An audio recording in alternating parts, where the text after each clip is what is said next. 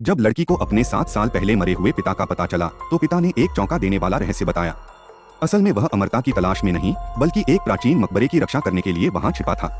उस मकबरे का मालिक जीवन में बेहद क्रूर था और उसकी मौत के बाद उसके शरीर में अनेक प्रताड़ित आत्माएं समा गई थीं।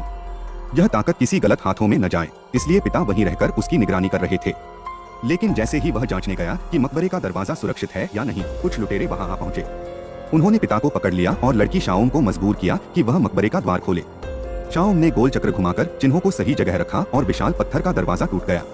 एक गहरा गड्ढा प्रकट हुआ और सभी लुटेरे रस्सी से नीचे उतर गए।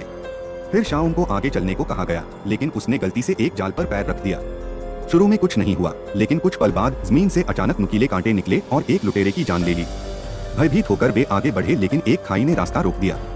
जब उन्होंने मशाल नीचे फेंकी तो वहां लाशों का पहाड़ नजर आया। यह एक सामूहिक कब्र थी।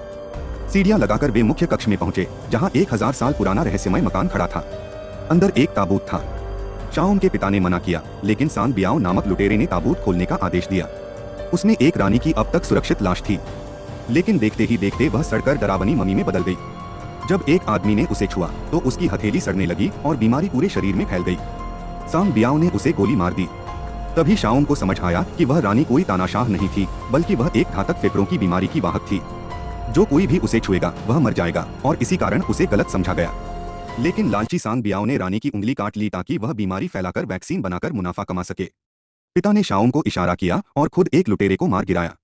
फिर उसने सांग बियाओ के पैर में गोली मारी, लेकिन तभी वह संक्रमित लुटेरा अचानक उठ गया। पिता ने उसे भी मार डाला, लेकिन खुद संक्रमित हो गया। उसने शाओम को भाग जाने को कहा और खुद बम विस्फोट की तैयारी की। भागते हुए शाओम का सामना फिर से सांग बियाओ से हुआ। दोनों के बीच एक खतरनाक लड़ाई छिड़ गई।